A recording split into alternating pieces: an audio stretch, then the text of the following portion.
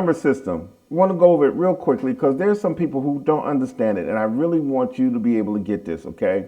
So all the number system is based off of the major scale. There are 7 notes in the major scale, okay? Here we go. 1, 2, 3, 4, 5, 6, 7, and the next note is the 8th note, which is actually the octave of C. Same thing, okay? So we have those 7 notes that's associated with the major scale, right? So each one of those notes represent an alphabet.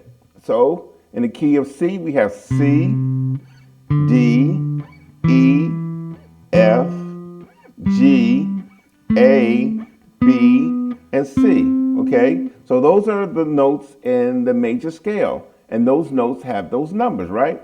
So each one of those notes are represented by a chord. This is not absolute, depending on how the writer wants to approach the song. But generally, this is how it works. 1 would be major, 2 would be minor, 3 would be minor, 4 would be major, 5 would be major, 6 would be minor, 7 would be diminished, and then back to your 1.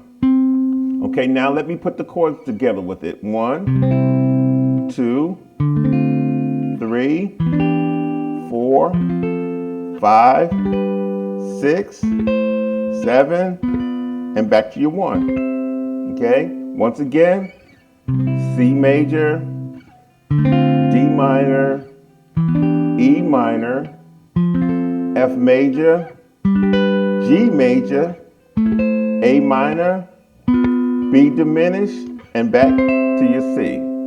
And that's all it is to the number system and understanding the major scale. The formula for the major scale is whole step, half step, whole step, whole step, whole step, half step. Again, starting on the C, whole step, half step, whole step, whole step, whole step, and then half step. And that's all it is to the major scale.